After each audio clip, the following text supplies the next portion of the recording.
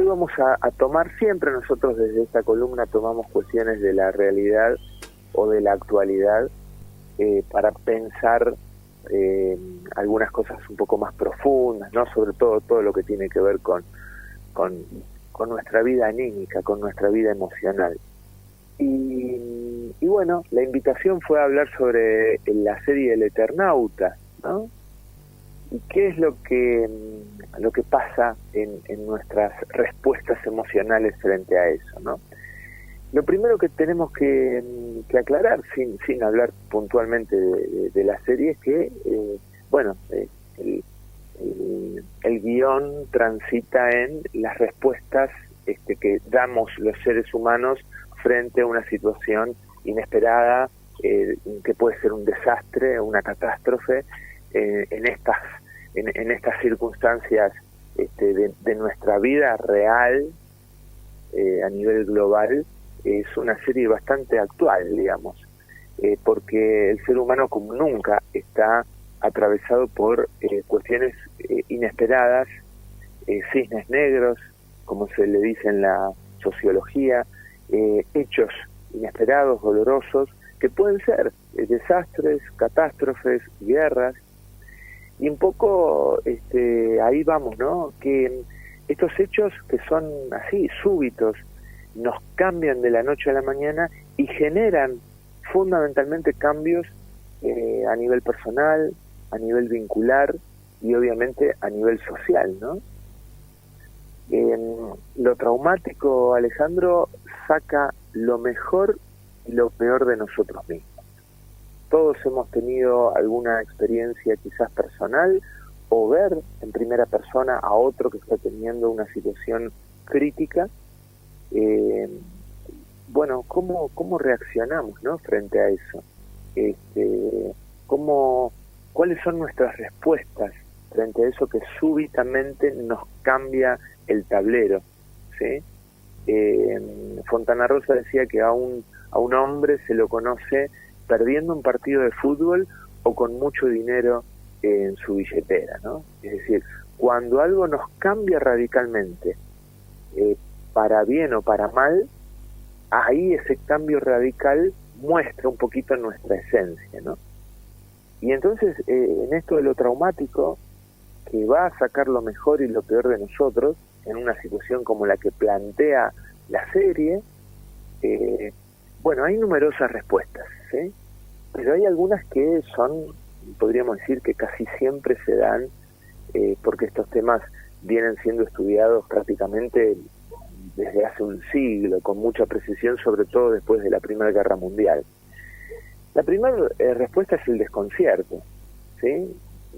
Digamos, como la serie lo indica o lo muestra, nos quedamos sin luz, hay un gran apagón en la ciudad y, no sabemos bien qué hacer, hay un primer momento de desconcierto, un primer momento de negación, de duda, ¿esto qué es? No, esto es algo pasajero, esto está pasando solo aquí, esto es una broma de mal gusto que alguien me está haciendo, no creo que esto sea la realidad, y el desconcierto y la negación van juntas muchas veces, ¿no? Porque es un mecanismo de defensa, es un primer mecanismo de defensa frente a una situación de desastre o de catástrofe a nivel personal o a nivel social, ¿no? Otra respuesta que también se da muchísimo es la minimización. No pasa nada, vamos a seguir jugando el truco, trae unas velas, esto en un ratito se acomoda. Minimizamos muchas veces como un intento también de negar la realidad, ¿no? A veces cuando en una familia alguien recibe una noticia dolorosa en relación a alguna enfermedad, no va a faltar algún integrante que, quédate tranquilo, dale, vamos, la vida continúa, dale, al mal tiempo buena cara, ese mecanismo de defensa de no querer atravesar por situaciones angustiosas es muy común también, ¿no? Negar, minimizar. Otra respuesta es el enojo. ¿Por qué a mí? ¿Por qué a nosotros nos está pasando esto, no? y nos enojamos con la realidad y, y a veces nos enojamos obviamente con la realidad, con Dios, con los vecinos, con el gobierno, con la empresa, con quien sea, pero el enojo también es como una barrera que le dice a la realidad, no, esta realidad no me gusta, así que te rechazo, y me enojo, y me peleo con la realidad. Y muchas veces, esto también lo vemos cotidianamente, conocemos a alguna persona que siempre está echándole la culpa al otro. Les cuesta hacerse cargo de lo que está sucediendo, les cuesta hacerse cargo de sus propias responsabilidades, y entonces siempre la culpa es de otro que dejó la puerta abierta, de otro que se olvidó la canilla mal cerrada, de otro que se le cruzó con el auto. Nos enojamos con la realidad y también nos enojamos con cualquier ser humano que encarne algo de esa situación que nos molesta, ¿no? La otra respuesta también evidente y visible en todas situaciones de catástrofe es la desesperación, ¿no? Cuando ya el ser humano se da cuenta que esto que parecía un error es una realidad, cuando se da cuenta que esto que parecía que era chiquitito, local, bueno, esto lo soluciono rápido, se da cuenta que no es así, y podemos entrar en esa fase de desesperación. ¿Qué incluye esa fase de desesperación? Y bueno, primero la desconfianza con el otro. Esto también la serie lo trabaja muy bien. Rápidamente el otro, aunque estaba jugando conmigo al truco, o aunque el vecino, puede transformarse ya en alguien que desconfío, en alguien que me genera algún tipo de duda, algún tipo de rivalidad. El egoísmo empieza a levantar temperatura, y también pasó en muchísimas situaciones. Tenemos en los últimos meses 2 casos en España, la Dana ahí en Valencia, esas lluvias torrenciales y las inundaciones que hubo, y el apagón de poquitas horas, pero que bastó para que la gente entre en pánico, entre en esa fase de desesperación, de enojo, de violencia, de anomia, y entonces, bueno, terminaban a las piñas por entrar a un supermercado para comprar papel higiénico, agua o lo que sea, o también aparece la anomia en cuanto a que en toda situación de desastre siempre hay gente que aprovecha, delincuentes o gente que no es delincuente pero que entra en esa fase de desesperación, y entonces, bueno, saquea un negocio, le saca tiene una botella de agua pero viene corriendo y le saca otra botella de agua como para tener 2. Es decir, la solidaridad desaparece por completo, ¿no? Esto es algo totalmente estudiado y corroborado, sobre todo en situaciones de guerra civil, a lo largo y ancho de todo el planeta, ¿no? Los seres humanos en un momento, como dije al principio, de desesperación, mostramos lo mejor y lo peor. También otra respuesta puede ser la tristeza, el desamparo y hasta la depresión, ¿sí?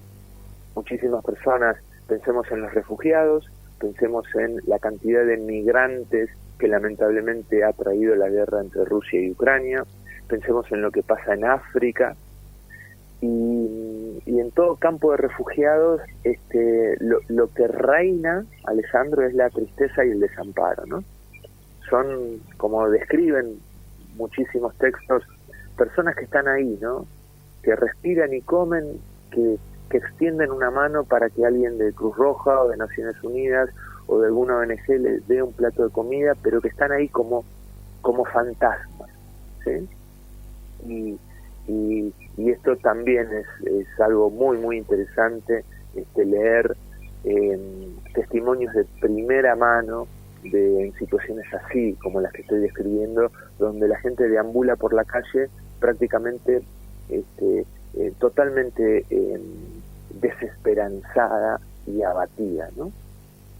Pero dejé para la última una de las respuestas que también son posibles, es la respuesta de la resiliencia y la colaboración, en donde también aquí la serie lo trabaja muy bien, ¿no? Hay grupos obviamente violentos, hay grupos que salen a robar, pero también hay grupos que se juntan para pelearla juntos, digamos, ¿no? La colaboración entre vecinos, la colaboración en esas escenas en una iglesia. Bueno, y ahí viene esa frase, ¿no? Que es, al menos yo se la escuché por primera vez al Papa Francisco en una encíclica, que decía: nadie se salva solo.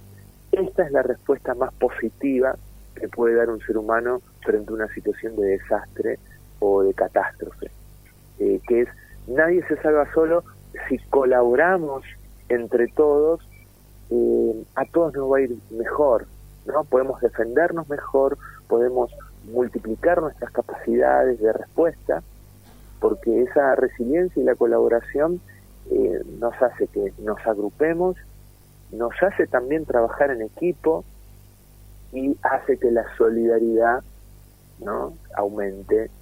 Y entonces también tenemos que estar preparados de alguna manera para entender que frente a una situación como la que plantea la serie, pero que es totalmente, digamos, comprobable a lo largo de la historia, no en relación a una invasión alienígena, pero sí en desastres naturales o situaciones de conflicto bélico, donde las personas que sobreviven, también hay infinidad de casos, estoy recordando ahora en campos de concentración, durante el nazismo, las personas que sobrevivieron fueron las personas resilientes, fueron las personas que pudieron agruparse, fueron las personas que en medio del dolor, del caos, de la desesperación, fueron solidarias. Las personas que sobrevivieron son las que tenían un pancito y lo partieron en 4 para que coman otros, ¿no? Creo que eso también la serie lo propone y está lindo poder verlo, que las respuestas solidarias, colaborativas, son las más adecuadas para esto. Entonces, para finalizar, Alejandro, digamos, toda situación de desastre, de catástrofe, genera un shock emocional muy, muy grande en cada uno de nosotros, y a partir de ahí se desencadenan una batería de respuestas posibles, que van desde las peores hasta las más altruistas, éticas y solidarias. Bueno, pensemos un poquito en eso y bueno, a veces en nuestra vida cotidiana, inclusive chiquitita, en nuestra propia familia, podemos tener pequeños desastres, pequeñas catástrofes familiares, y ojalá todos podamos responder de esta última manera, Ale. Sí, como bien expresa la serie en una de sus líneas, pero claro, con todos los otros detalles a los que también vale la pena ponerle el ojo y la mirada. Esteban, muchísimas gracias. ¿Alguna última reflexión? Quizás para lo último, como siempre, la herramienta, ¿no? En una situación de estrés agudo, en una situación traumática, no perder la calma, respirar. Los ejercicios de respiración, de centrarse en uno mismo, son muy buenos, sobre todo para tomar decisiones. Pensemos que a veces hay un pequeño accidente en casa con algún familiar y nos paralizamos y no sabemos qué hacer, ¿sí? Suceden todo esto que hablamos hoy en la columna en 3 segundos en nuestra cabeza, y a veces podríamos tener una respuesta mucho mejor, inclusive muchas vidas se hubieran salvado si quien está ahí como primer respondiente, como primer actor para ayudar a esa persona hubiese tenido otra actitud, ¿no? Entonces, todos podemos estar,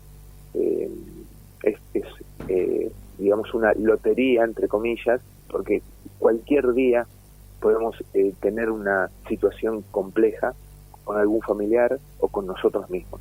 frente a esas situaciones no perder la calma. El que se enoja pierde, el que se bloquea pierde, el que se encierra y niega la realidad pierde, y ahí, bueno, tratar de centrarnos, tratar de respirar y tomar las decisiones que nosotros nos vamos a dar cuenta cuáles sean las mejores decisiones, pero para eso tenemos que estar tranquilos. Y esta serie por ahí nos invita también a pensar en esos pequeñas crisis cotidianas que podemos tener, incluso con nosotros mismos, incluso con nuestras propias emociones, ¿sí? Así que bueno, estar tranquilos, centrados y poder dar las respuestas más colaborativas y más solidarias en la familia, en el barrio y por supuesto en nuestra sociedad. Un fuerte abrazo, querido Esteban, buena semana. Buena semana para ustedes también. Un placer, como siempre. Nuestro psicoanalista Esteban Gómez.